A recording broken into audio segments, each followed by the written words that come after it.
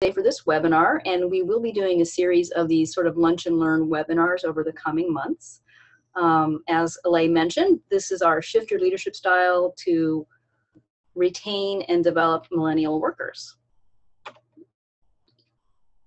So our agenda for today, we'll do some brief introductions of ourselves. We'll be talking about what the new realities are in the 21st century workplace and the top 5 things that millennials want from employers. And lastly, how are you able to use some strategies to retain and develop millennial workers? The next slide, just a few logistics. Usually people want to know if the session will be recorded and if the slides will be available, and they definitely will. We'll be sending you an email to follow up from this with that information. And you've already started using the chat window, so if you do have questions throughout the seminar, we will be asking you to use that function to ask us questions, or if there's any issues that are coming up for you. So I wanted to introduce to you Alay Yajnik. He is my colleague here at Focal Point Coaching. We are both in the San Francisco Bay Area, and he is an award-winning trainer, executive coach, and facilitator. He has won awards from Focal Point and other organizations, and he has a lot of experience with running large industry businesses, including multinationals and government agencies. And he's one of the key trainers here that trains coaches at Focal Point. And I'm Julie Mather. I've also got about 25 years of management and marketing experience, and I'm a certified corporate trainer. Work with businesses and organizations on their performance, whether that's through team or business owner leadership skills, all sorts of things. And we're both here to support folks in the Bay Area and beyond. All right. Thank you, Julie, for that wonderful introduction. Everyone, welcome. We're going to have a really packed hour today. We're going to go through a lot of content today, so we're going to go really, really fast. The good news is, as Julie said, everything is going to be recorded, so just keep up as best you can. And then if you have questions, we'll be available afterwards to go ahead and answer those questions. The other thing is this is going to be interactive. So just to get us started, why don't you go ahead and type into the chat box now what your position is at your company. So what your job title is, or your role, or your position. Just type that in the chat box now so we can get a sense of who we've got. Sylvie's HR Director. Welcome, Sylvie. Sterling is Deputy Chief.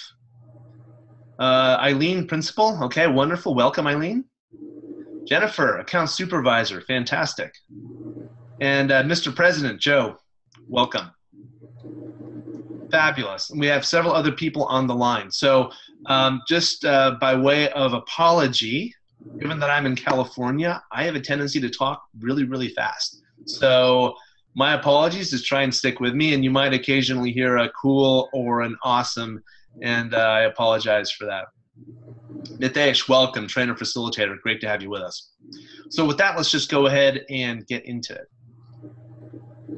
So first off, who are millennials? And it's really important that we just define who we're talking about here. So for our purposes of our discussion today, we're defining millennials as people that are born between 1982 and 2004, which would put them between 13 and 35 years of age. So granted, there's not a lot of many 13-year-olds in the workplace, but I think we agree people in their 20s and 30s are who we're talking about typically.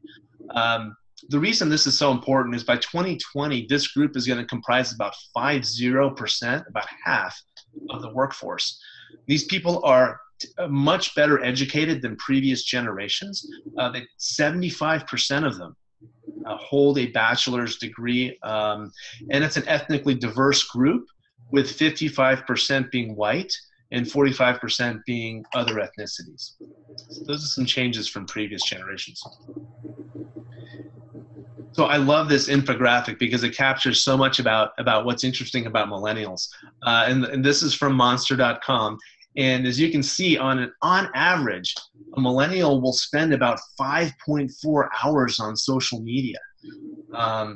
They check their smartphone 43 times, and they spend 18 hours consuming all sorts of media. What's really interesting is oftentimes they'll consume multiple forms of media at the same time. And they'll watch an online video at least once a day. My guess is it's probably quite a bit more than that. And I love this quote, life has become a major distraction from my cell phone. So these are some, some statistics about the average millennial, but I'm really more interested in hearing from you. So what has been your experience when it comes to millennials? Just go ahead and type in the chat box now. What are some characteristics of millennials that you've experienced? While you guys are doing that, I'm going to take a quick sip of water.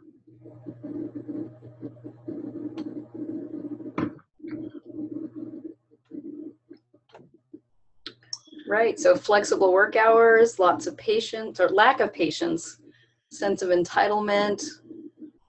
They work to live versus live to work. Money's not a driving force. Yeah. Excellent. No, I totally agree with all of that.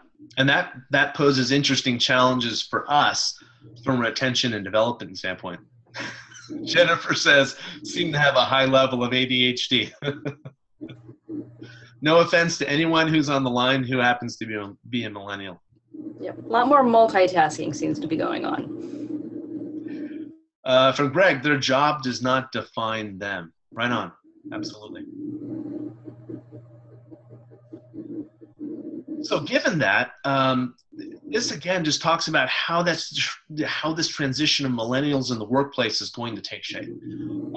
As you can see, in 2005, millennials comprised about a quarter of the workplace, but that's going to go up, and the baby boomers is going to go down. So by 2015, a couple of years ago, millennials are almost half of the workplace. In fact, by 2020, they will be half the workplace, with Gen X and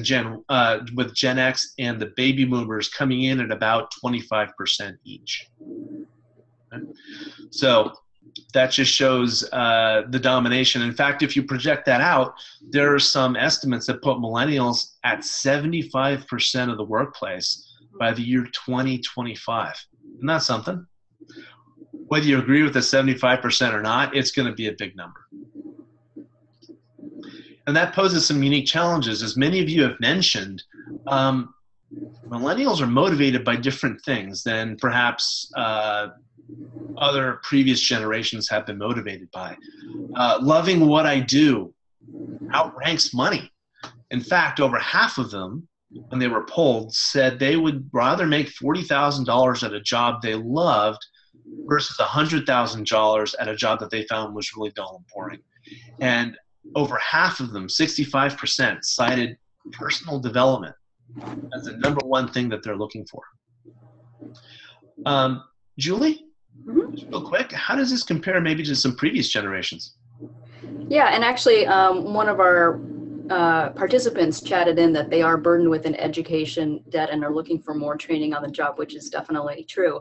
But the previous generations, it was a really different sort of workplace and management style, much more of a command and control management, where people were really individually focused on work. But the millennial generation is looking for active, involved leadership, more collaboration and teamwork. So there's a big shift in the modern workplace with respect to how to engage, retain, and develop this new generation. So they definitely have some different interests and just way of working.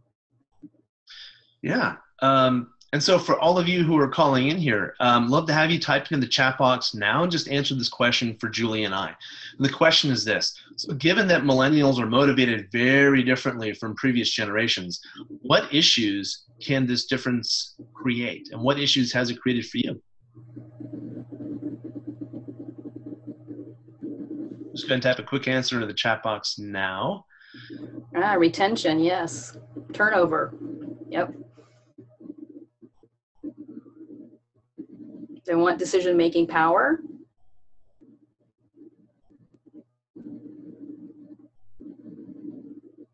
Now, some people see no problem. They like what we like. So there's not necessarily such a huge difference in all areas, but a gap in how we motivate them. Right, that, and not wanting to be company people. I think that's that idea of their identity is not necessarily defined by the job that they have.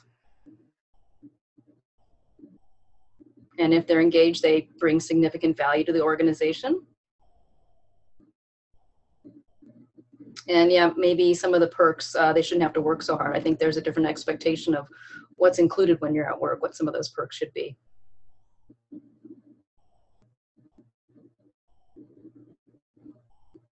Dana lets us know that they're spending more time on training, letting people do what they like and enjoy. If not, we hope to prepare them for what they want to do.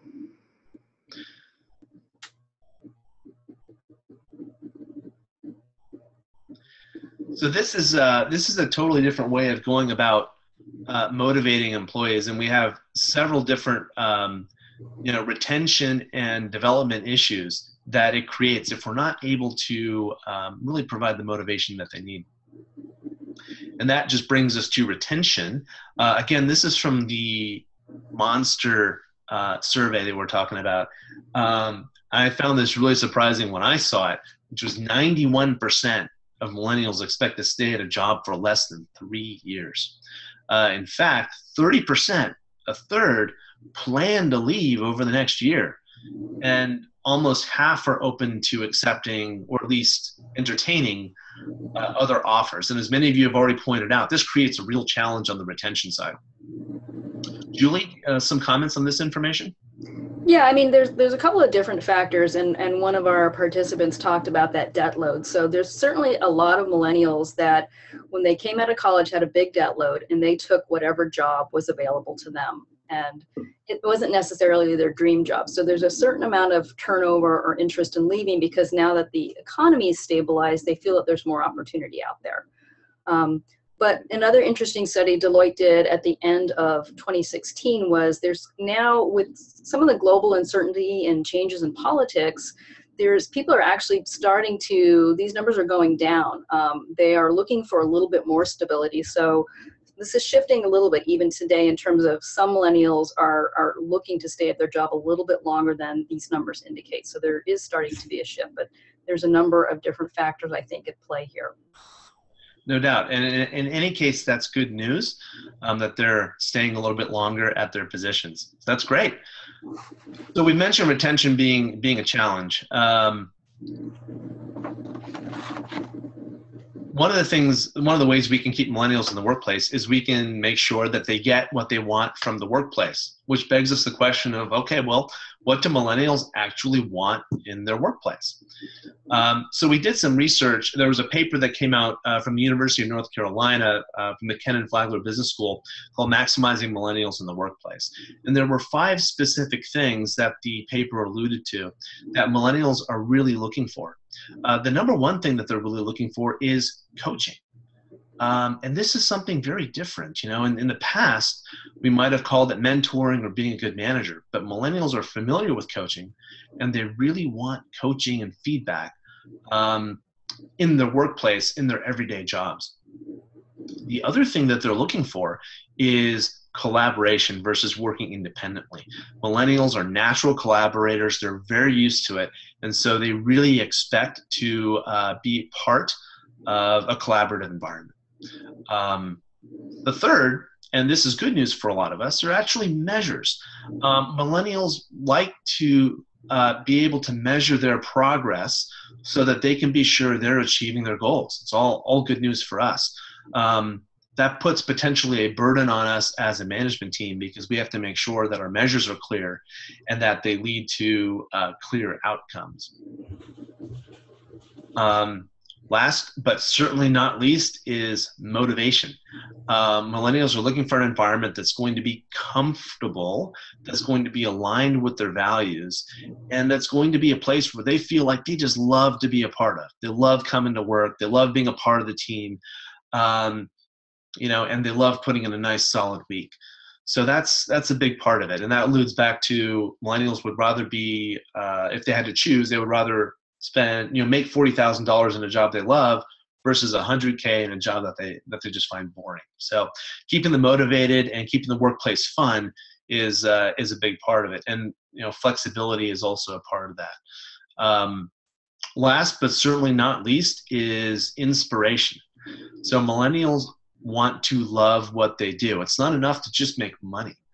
They have to really, really enjoy and be engaged and feel fulfilled by what it is that they're doing. And that's where the inspiration part comes in. Julie, did you have anything to add? Yeah, there's been some other studies about that kind of inspiration question, and certainly they found that 3/4 of millennials are actually willing to take a pay cut to work for a socially responsible company. And 88% say that their job is more fulfilling when employers provide opportunities to make a positive impact. So they are looking to work at places where they feel that the work that they're doing is meaningful. And they don't have this sharp line between what is work and what is my life. There's a big blending of that. So they're definitely looking for work environments where they like the culture there, they're engaged with the work they're doing. It's not to say that every business is a socially responsible business, but if they have opportunities to do environmental things or contribute to charities, or just the fact that the culture of the company resonates with their own values, they're looking for that sort of workplace. Terrific. Now, you may, based on your experience, you may not agree with this rank order of coaching being number one and so on and so forth, but hopefully we can all agree that coaching is going to make the top 5 somewhere on that list. That's going to frame up a lot of what we're talking about here today. There's really been a shift in leadership, and in past, in kind of the traditional corporate culture, you were driven by different things than the present and the future. And that's driven a different leadership style. So in the past, the focus was on, if you were an employee, you're focused on your paycheck, your level of job satisfaction, your boss, your big annual review, right?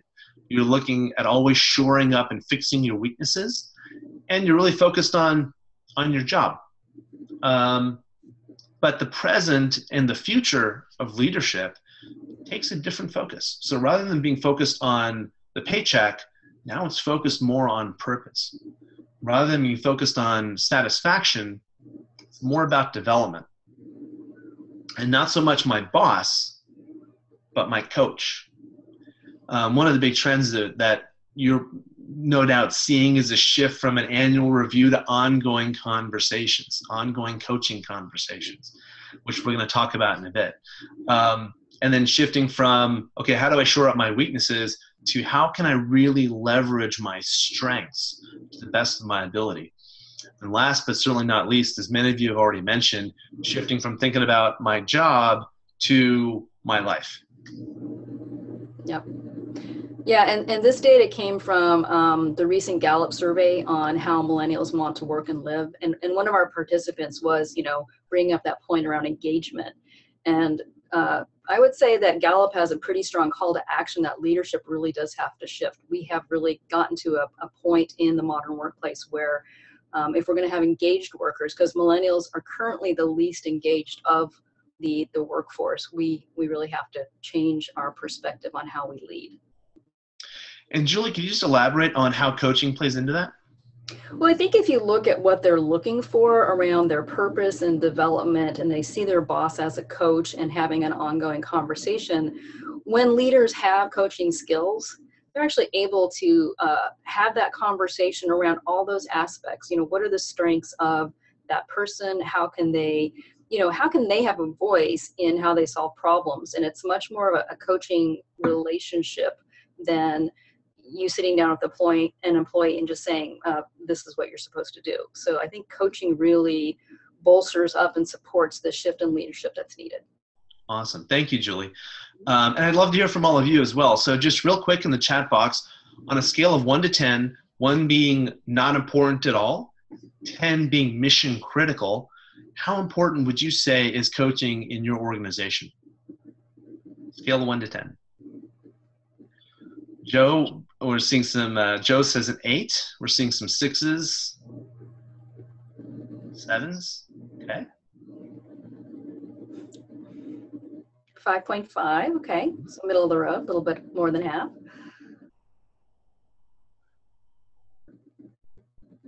Again, the question, how important do you think coaching is in your organization on a scale of 1 to 10? Jennifer says currently at a 3 or a 4 and needs to be a 9. Great insight, Jennifer. Love it.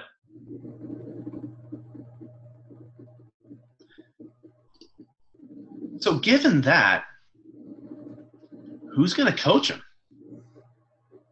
Who's it going to be? Is it going to be their manager? Is it going to be their HR person?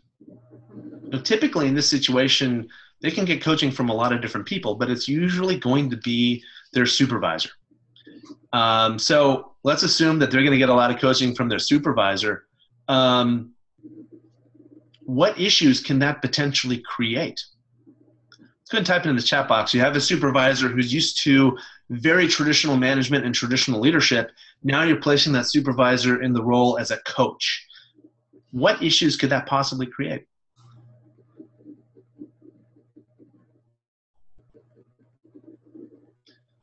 Jennifer says enormous time management issues. Yeah, because coaching is a little bit of a longer process, especially if you're just getting started with it. Joe says lack of training for this administrative type of activity. Yeah.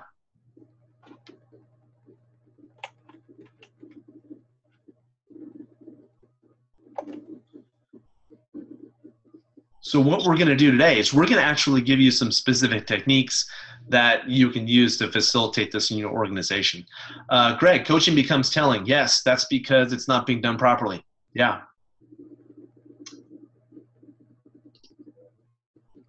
So here's the challenge, and this is alluding to Greg's comment. Coaching really requires a different skill set from traditional command and control supervisory management. These skills, some people are really talented and they're natural coaches and it just comes naturally to them. But for many of us, and myself included, these skills don't come naturally to us.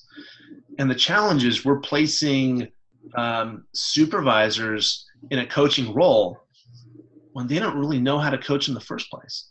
The good news is that these skills can be learned and these skills can be taught. The thing is there has to be several different mind shifts that have to take place, because when we think about most managers, the reason a lot of these people are in manager roles to begin with is they're great problem solvers. They're great consultants. They're really smart and really good at what they do. Coaching, though, is a completely different mindset. When you're coaching, you're not problem solving. You're facilitating the process, but you're not solving the problem. That's what the coachee is going to do. Coaching involves a lot of listening, not so much talking. So a great coaching session, you're going to be doing 80 to 90% listening and only 10 to 20% talking. Coaching involves asking great questions, not providing the answers. And coaching involves delivering feedback, not telling people what to do, not giving them orders. So it's a really different mindset and a really different way of working with your employees than what a lot of managers are used to. So here's a question for you, and this is a hypothetical, okay? If your organization's executives and others in your leadership role, if they were really good coaches, okay, let's say we could wave a magic wand and have them be really good coaches, how would it impact your culture? Type a quick response into the chat box now. So if your organization's executives and other leaders were really good coaches, how would it impact your company's culture?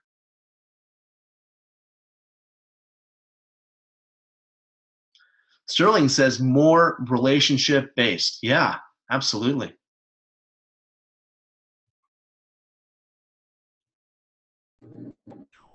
Brett, less turnover, better outcomes. Yeah, Jennifer empowers the individual to make decisions confidently. Mitesh, it would turn the company into a community. Yes.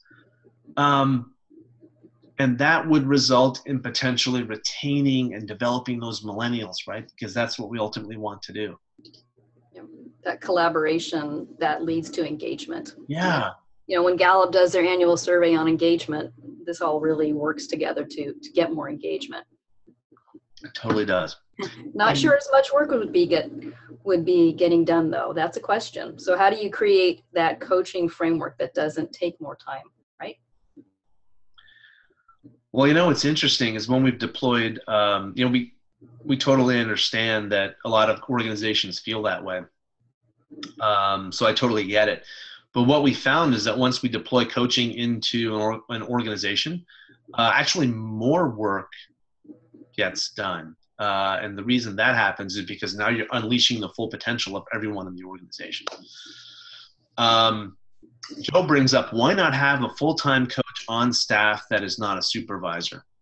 It's an interesting idea. I know I'm actually involved in, I'm a executive coach for an accounting firm. So they have some of their individuals that are really high potentials that are being developed. They're paired with an external coach like myself, and we meet once a month. So there you go. Yeah. So if you had this culture where you had really good coaches amongst your leaders, how would that impact your recruitment? So we talked about retention, but how would it impact your recruitment? Let's go ahead and type that into the chat box now, how that would impact your recruitment if you had an organization which was really comfortable and really good at coaching. Joe says, competitive advantage over other employers. Yes, absolutely. Because word spreads amongst millennials really, really fast. Right. Yeah, that's the end. You hit the nail on the head.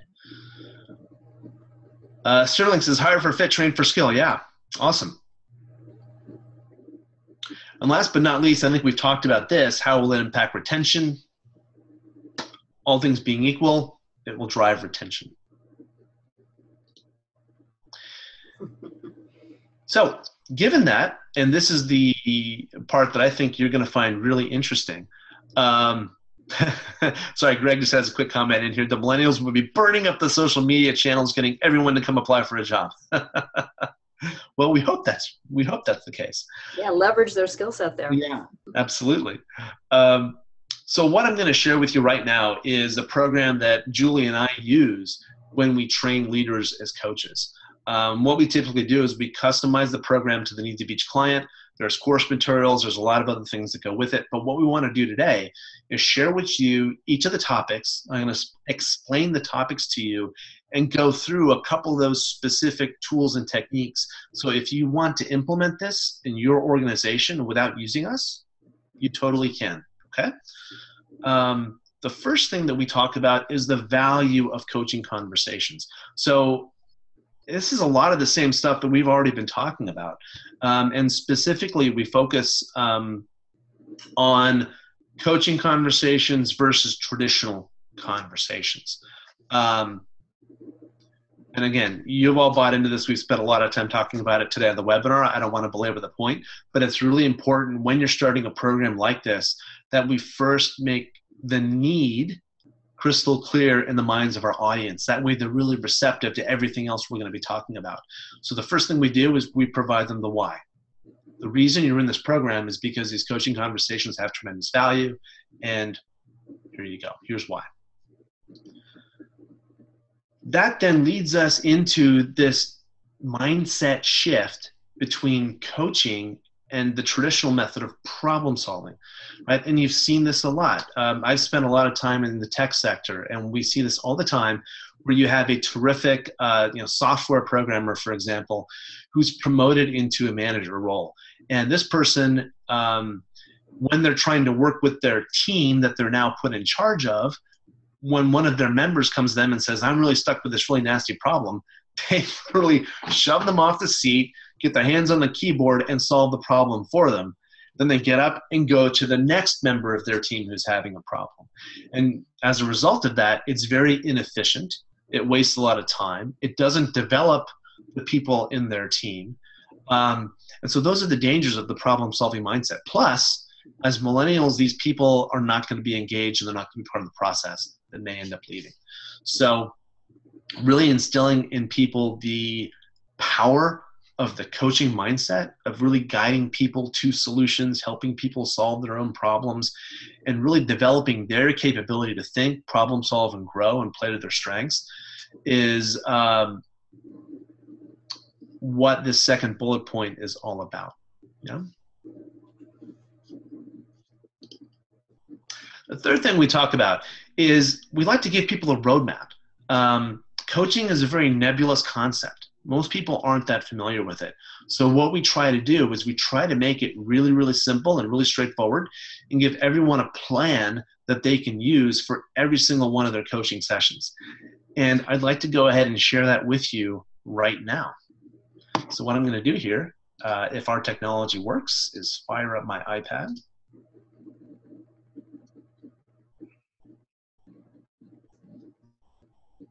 And just to some of the points that people are making about time is, once you have this framework for how a conversation goes, you still have that 10-minute, conversation with an employee.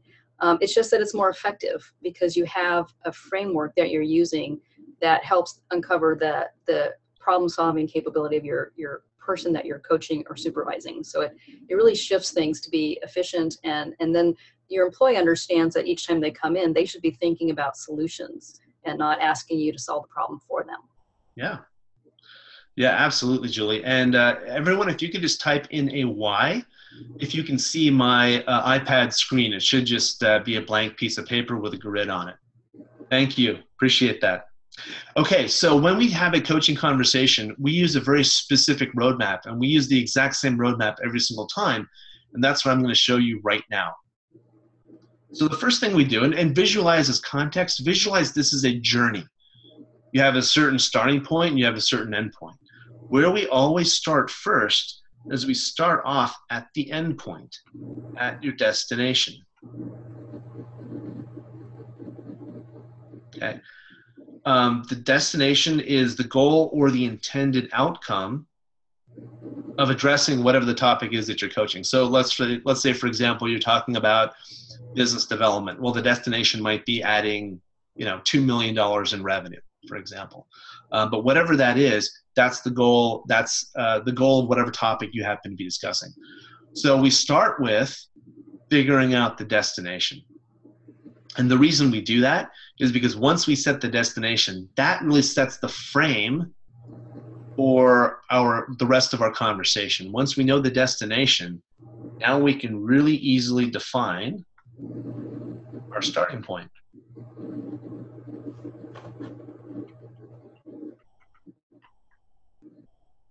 Okay, and remember, we're trying to get things really, really clear. We're driving for a lot of clarity, a lot of specificity.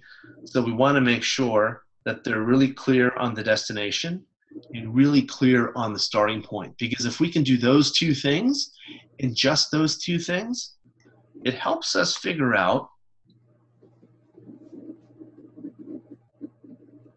what the gap is between where they want to go and where they currently are.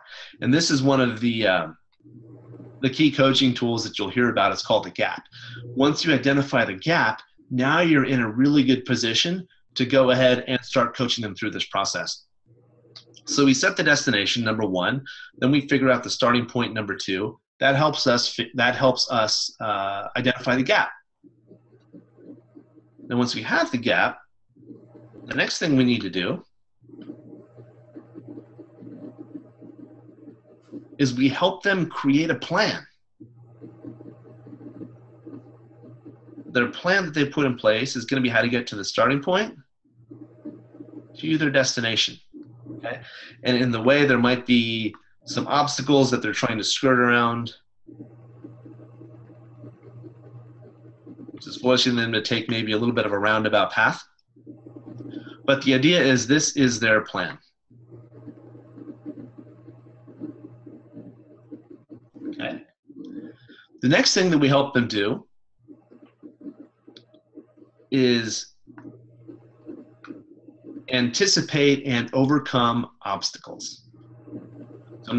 So an example of an obstacle is this black thing I put here, right? Call it a black hole or a big lake or big cliff or whatever you want to call it. But we anticipate obstacles.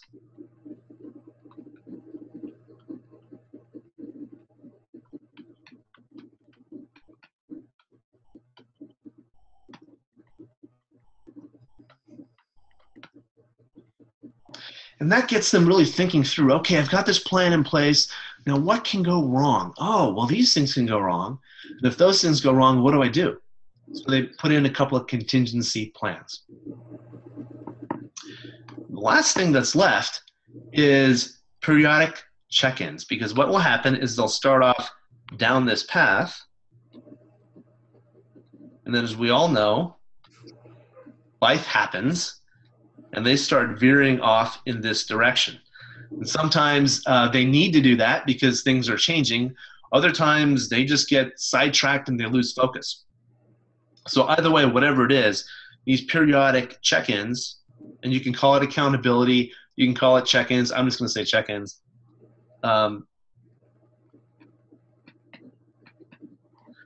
They help us keep the coachee on track, and they help us work with the coachee to update the plan if need be. So however this shakes out, by doing these periodic check-ins, we can be sure that we arrive at the destination. So just to summarize, number 1, we figure out the destination. Number 2, the starting point. That then helps us figure out number 3, which is the plan. Then we go back, we anticipate obstacles, number 4, and then on an ongoing basis, we do our check-ins, number 5. So what I've just shown you is the exact roadmap that we use when we go through a coaching session, and we go through this same roadmap every single time. Sometimes it might just be a check-in. Other times it might be a full coaching session, starting with the destination and going through all 5 steps. Okay. Whatever it happens to be, that's what we do. So just quickly type into the chat box. So far, I wanted to check in and find out from you all what's been most useful for you. Just quickly type into the chat box what's been most useful for you out of everything we've talked about so far.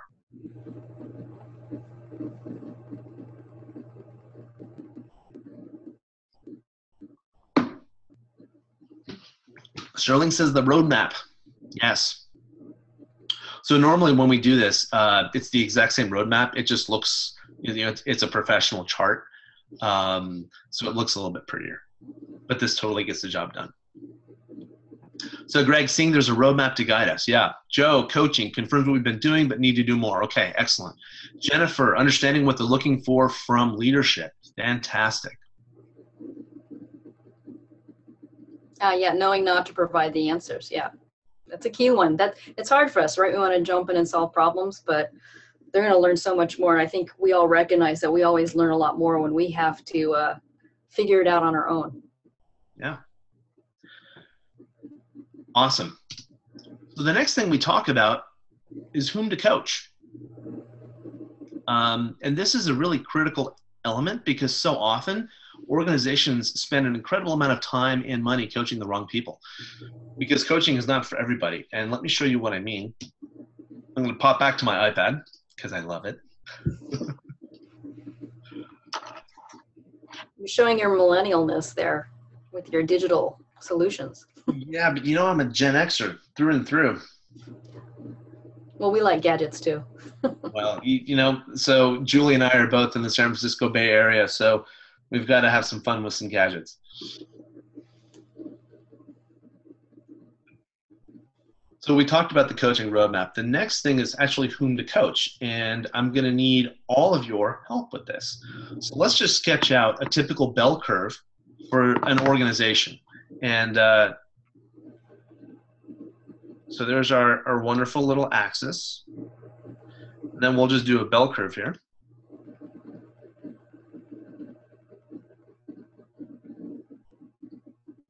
Pretty standard. So at this end, you have your high performers. At this end, you have your low performers. And most people fall into the middle. Okay, so it's your typical bell curve for performance. My question for you, we're going to split this bell curve into a couple of pieces. There. There. There. So we've now divided it up into several different pieces. I'm going to label each one. So this part is 1. This is group 2. This big group is group 3. And then we have group 4 and we have group 5. So 5 different groups. Quickly type into the chat box, if you will. This is your time to answer the question.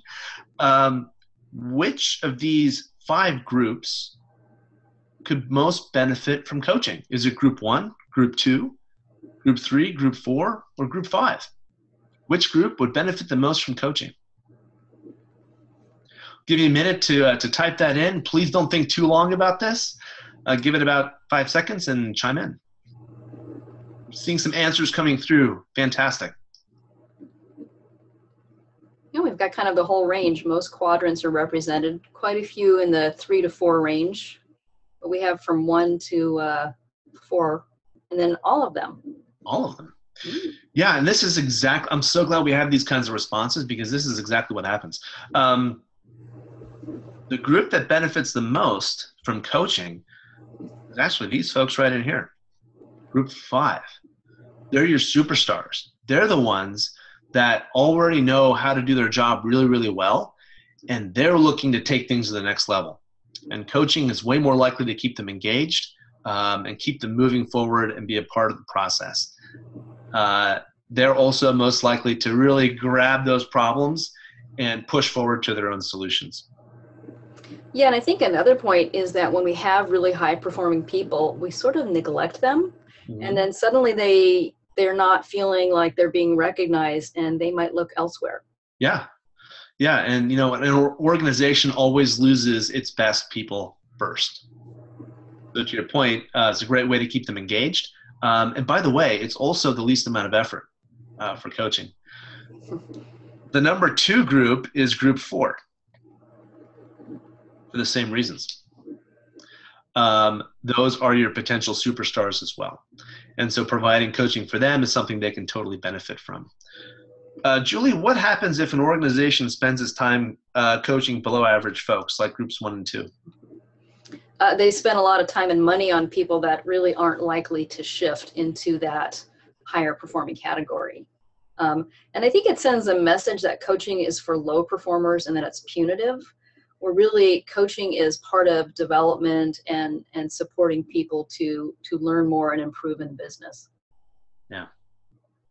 So what we do, and that's exactly why we go through this exercise on whom to coach, because this group here is going to give you the biggest bang for your buck. They're also going to deliver the most to the organization.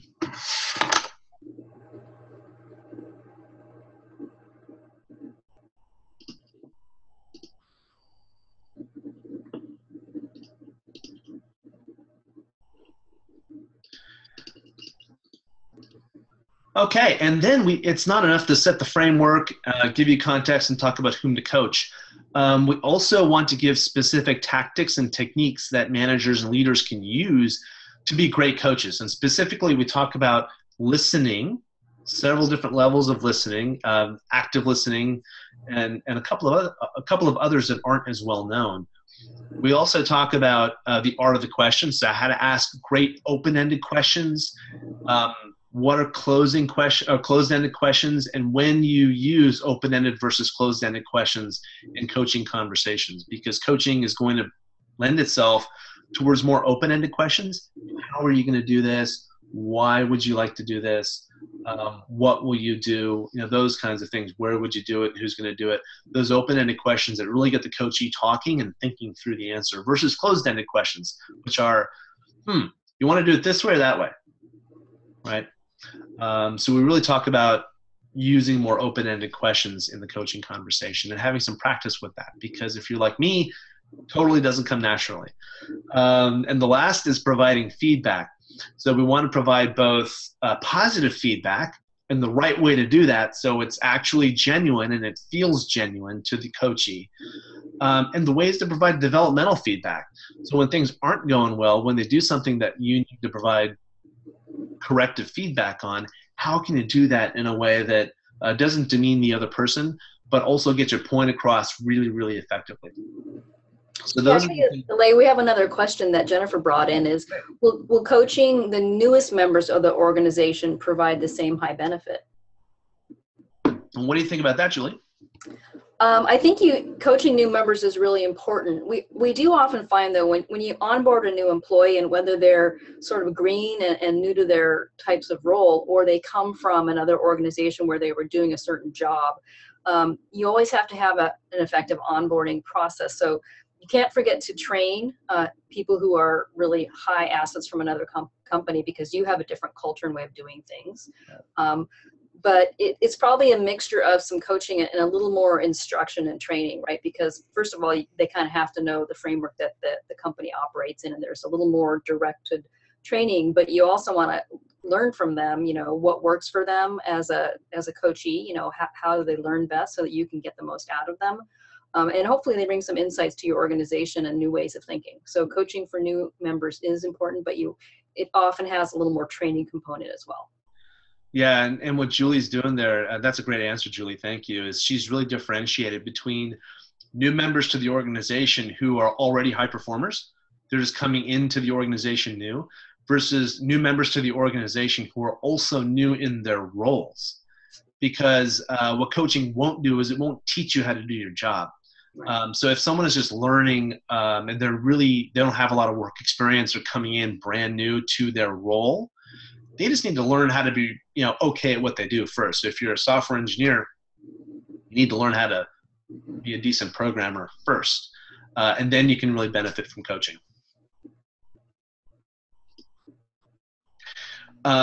Along the way, as we go through our coaching program, and what I would encourage you to do if you're going to implement this in your organization is include some self-assessments.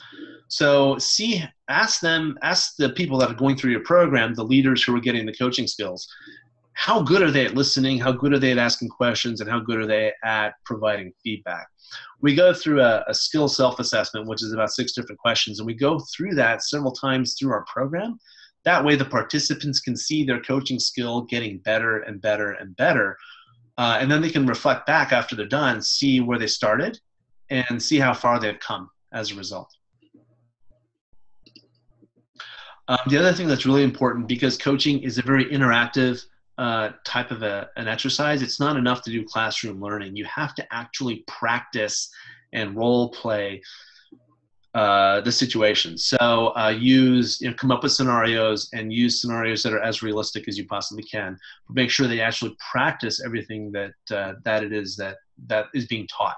So practice listening, practice asking open-ended questions, practice providing positive feedback, practice providing developmental feedback, and practice going through that coaching framework, right, and putting it all together. The program we use is called Navigational Conversations. We're happy to talk to you more about it if you like, but basically it's a proven program that's been deployed around the world, and Julie and I are both certified to facilitate that program. Okay, with that, we really enjoyed having you all on the webinar today. We have a couple of things for you, and we'll go through that, and then we'll go through Q&A. The first is every participant today is going to get a self-assessment for you to assess your organization's customer focus. How customer focused, how customer oriented is your organization? It's a simple quiz, takes about 5 minutes to do. You score it yourself. Sorry about that. We also wanted to bring up our next month's webinar. Julie, do you want to talk a little more about that? Yeah, so as I mentioned at the beginning, so we plan to have webinars each month on some key issues that organizations and businesses are facing. Some of you coming from a corporate climate probably recognize that a lot of corporate initiative fails. In fact, more than 70% of initiatives fail. So what we'll be talking about is a case study where we had a client that really wanted to shift their culture around email, and the approach that we use to work them through the process to engage from the high level, top level to the grassroots. How do you adopt a new initiative over kind of an iterative 4-step process? So we'll be doing that case study, and that is at the end of next month. And I put the registration link in the chat, so you could click on that and register now if you want to. But again, we will have this information in our follow-up email for you as well. Yeah. And it's going to be fun. I've seen the case study before. It's really fascinating. So if you're available on Thursday, April 20th, go ahead and click that link and register now for the webinar. Again, it's going to be free of charge, and it's going to be pure content only. There's no selling on these webinars. With that, I want to thank you very much for spending your lunch hour with us. My contact information is below, and happy to chat with any of you if you have any other questions. I think Julie and I are both going to stay on the line. With that, if you have any questions, just submit them through the chat box, and Julie and I will answer them in the time that we have left.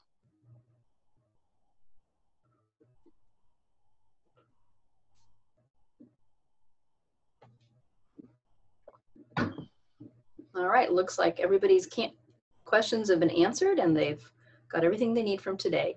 Excellent. That's wonderful.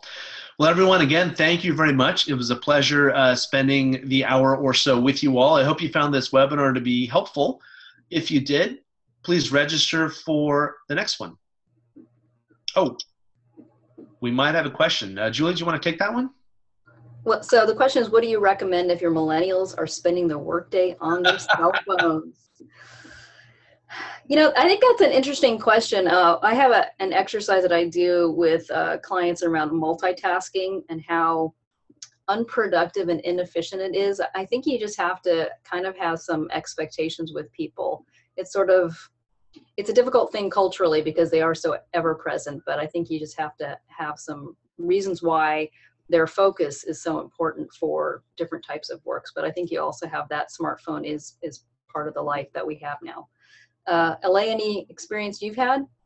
Yeah, so I get this a lot with more traditional employees, and it's different things. It's, you know, millennials spending so much time on their cells, or they're all variants of the same kind of question, which is, at the end of the day, we want people in their chairs between 8 and 5 getting their work done, which is a very traditional kind of mindset for productivity. Yeah, so Snapchat, Facebook, all these kinds of things.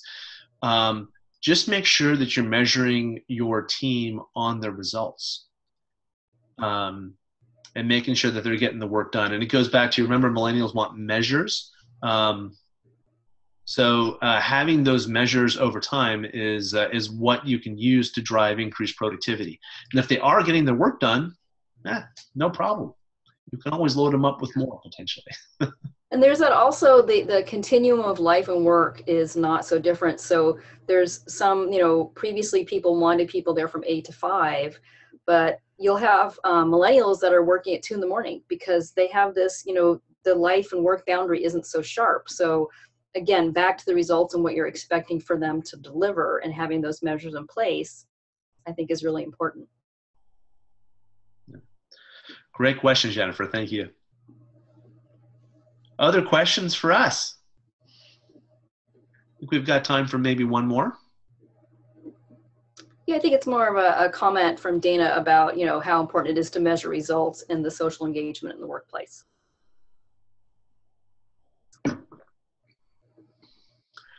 All right, with that, thank you all so much. Again, we really appreciate it. This was a lot of fun. And if you enjoyed this, please sign up for our webinar next month. I think that will be a lot of fun as well. Julie, thank you very much. It was great having you on the webinar with me today. Everyone have a great day and a great week ahead. Talk to you soon. Bye-bye. Thanks, everyone.